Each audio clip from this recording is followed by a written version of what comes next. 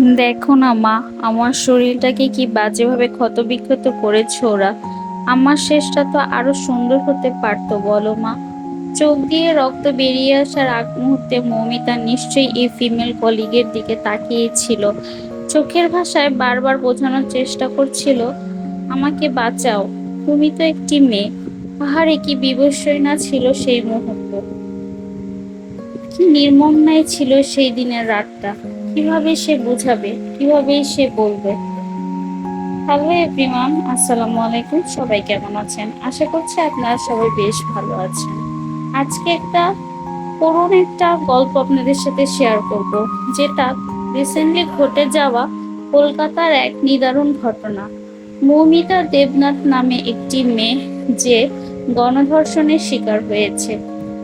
কমপক্ষে 18 থেকে 20 জন পুরুষ তার শরীরটাকে ক্ষতবিক্ষত করে ফেলেছে। তার শরীরে 113টি কামড় এবং 150 গ্রাম বীর্য পাওয়া গেছে। একবার চিন্তা করে দেখুন মেয়েটার কেমন লেগেছে, কি কি কষ্টটাই না দিয়েছে। এইরকম পৈশাচিক কষ্ট দেওয়ার পর মেয়েটাকে গলা টিপে হত্যা করেছে তারই সাথের কলিগরা। সেই কলিগের মধ্যে ছিল তার দুটো মেয়ে কলিগ। আপনারা একটাবার ভেবে দেখুন, একটা মেয়ে একটা মেয়ের কত বড় শত্রু হতে পারলে এইরকম একটা কাজ করতে পারে। আজকাল আমরা কাকে বিশ্বাস করব, কাকেই বা নিজের বন্ধু বলে গণ্য করব? নিজেই নিজের আজকাল বিশ্বাস করাটাই দুরূহ হয়ে গিয়েছে। একটা মেয়ে যদি একটা মেয়ের এত বড় সর্বনাশ করতে পারে, তাহলে আজকাল সমাজে মানুষ কাকে বিশ্বাস করবে? বন্ধু বলতে কাউকে আজকাল বিশ্বাস করাটাই দায় হয়ে দাঁড়িয়েছে। এই মৌমিতা কিভাবে একটা ষড়যন্ত্রের শিকার হলো, আজকে তার কিছু কথা, তার ফেলে যাওয়া কিছু কথা আপনাদের সাথে শেয়ার করব। তার বলে যাওয়া কিছু কথা ছিল এইরকম, ওরা আমাকে এভাবে কেন মারলো মা? মা, আমি তো যেমন ডিউটিতে যাই সেরকম ডিউটিতেই গেছিলাম, কিন্তু আমি তো জানতাম না যে আজই হবে আমার শেষ দিন। আমি তো আমার জুনিয়রদের সাথে একসাথে কত গল্প করতে করতে রাতের খাবার খেয়েছিলাম। জানো মা, অনলাইন থেকে অর্ডার করে আনিয়েছিলাম আমার প্রিয় খাবারটা, ওটাই আজ খেয়েছিলাম। তখনও যদি একটু বুঝতে পারতাম এটাই শেষ খাওয়া, এটাই শেষ গল্প।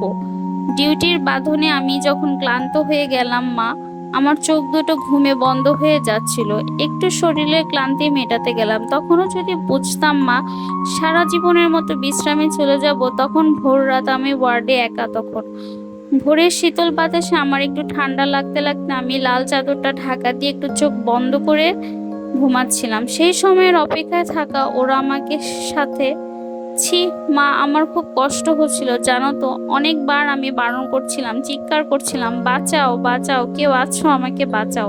কিন্তু কেউ আমার চিৎকার, আমার আর্তনাদ শুনতে পায়নি জানো তো মা। আর ওরা আরো পশুর থেকেও বিচ্ছিরে ব্যবহার করতে লাগলো, খেলতে লাগলো আমাকে নিয়ে ওরা।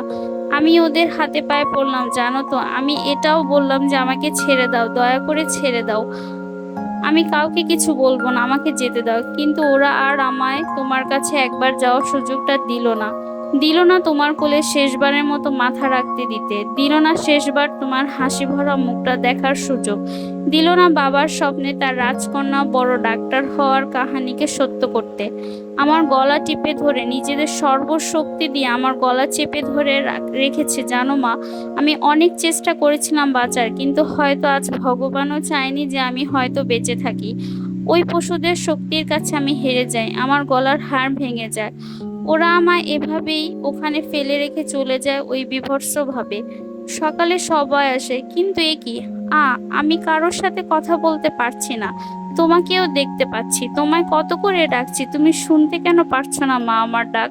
ও মা, মা গো, এই তো দেখো না মা। ও মা, এই তো আমি, তুমি কাঁদছো কেন, কি হয়েছে তোমার?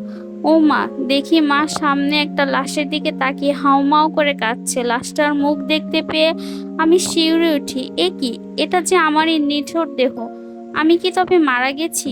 আমিও কাঁদতে শুরু করলাম। সবাই আমার এই মৃত্যুতে শোকাহত, সারা দুনিয়া আমার মৃত্যুর ঘটনা আপাতত জেনে গেছে। সবাই বিদ্রোহ করছে, কিন্তু আমি আমার নিথর দেহের দিকে তাকিয়ে রইলাম। আমার শেষটা তো আরো ভালো হতে পারতো বলো মা। দেখো না মা, ওরা আমার মুখের দেহের কি বিচ্ছিরি অবস্থা করেছে। দেখো মা, আমার চিৎকার করতে ইচ্ছে করছে, কিন্তু আমার আওয়াজ এখনো কেউ শুনতে পারছে না। আমি এতগুলো লোকের সামনে চিৎকার করছি, কিন্তু একটা কেউ আমার চিৎকার শুনতে পারছে না, কেউ না। এই এইরকম কঠিন ভাবে সে তার কষ্টের কথাগুলো বলছিল। হয়তোবা আজ আমরা সবাই এর প্রতিবাদ জানাচ্ছি। একটা মেয়ে বাইরে নিরাপদ না। আমরা সবাই মা, আমাদেরও সন্তান আছে, আমাদেরও বোন আছে। আমরা এইরকম কিভাবে সন্তান মেয়েদেরকে বাইরে দিব? তাই সব সময় ভাবতে হবে মেয়েদেরকে রান্না বান্না, রুটি বানানো এসব পরে শিখালেও হবে। সবচেয়ে আগে দরকার আমরা আমাদের মেয়েদের, বোনদের এটা শেখাবো যে নিজেই নিজে প্রতিরোধ করা। যেন রাস্তায় বের হলে কুকুরগুলো আমাদেরকে আক্রমণ করতে না পারে, আমরা যেন তাদের হাত পা ভেঙে দিতে পারি। রুটি বানানো, রান্না বান্না এগুলো পরে শিখলেও চলবে। আমাদের প্রতিটা ঘরে ঘরে মায়েদের বা আমাদের নারীদের নিজেদেরকে প্রোটেক্ট করার সেই আত্মবিশ্বাস, সেই ক্ষমতা গড়ে তোলা উচিত ঘরে ঘরে। আজ এইরকম একটা মেয়ের সাথে হয়েছে, কালকে আমার মেয়ের সাথে, আমার বোনের সাথে যে হবে না এমন কোনো ঘটনা নেই। সবাই সবার জায়গা থেকে আমরা নিজেদেরকে শক্ত করে গড়ে তুলি, যাতে আমাদেরকে কেউ আক্রমণ করতে আসলে আমরা সেটা প্রতিহত করতে পারি। আর কত এমন মায়েদের প্রাণ যাবে, আর কত এরকম মেয়েদের প্রাণ ঝরে যাবে অকালে। আমরা কি কিছুই বলবো না? আমাদের কি কিছুই বলার নেই? কেন আমরা চুপ হয়ে থাকবো? কেন আমরা সবসময় ঘরের কোণে আবদ্ধ হয়ে থাকবো? আমাদেরও উচিত সবকিছুর প্রতিবাদ করা, নিজেদেরকে সেই জায়গায় তৈরি করা যেন আমরা এইসব প্রতিহত করতে পারি। সবকিছু দেখে শুনে বুঝে আমরা কেন চুপ হয়ে থাকবো? কেন এভাবে প্রাণ ঝরে যাবে দিনের পর দিন, কালের পর কাল?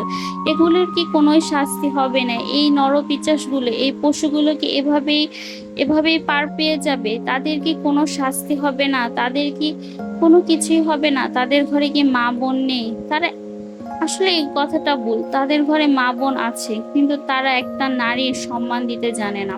তাই ছোট থেকে আমাদের সন্তানদেরকে শেখাতে হবে যে নারীর মর্যাদা কি, নারীকে সম্মান কিভাবে দিতে হয়।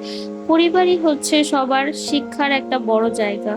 আমরা যদি ছোট থেকে প্রতিটা সন্তানকে, ছেলে মেয়ে উভয়কে যদি শিখাই যে মেয়েকে কিভাবে সম্মান দিতে হয়, একটা নারীকে কিভাবে সম্মান দিতে হয়, সেই জিনিসটা যদি আমরা সন্তানদের মধ্যে গড়ে তুলতে পারি, তাহলে সেই সন্তান কখনো এইরকম পশু আচরণ করার সুযোগ হবে না বড় হয়ে। আমরা শিখাবো কিভাবে নারীদের সম্মান করতে হয়, কিভাবে একটা নারী মায়ের সমতুল্য, বোনের সমতুল্য হয়, কিভাবে সংযত রাখতে হয় নিজের চোখকে। সেই শিক্ষাটুকু যদি আমরা সন্তানকে দিতে পারি, একটা মেয়েকেই শুধু শিখাবো না, সাথে সাথে একটা ছেলেকেও আমরা শিখাবো, তাহলেই হয়তো ঘরে ঘরে সুসন্তান হিসেবে গড়ে তুলতে পারবো সবাইকে।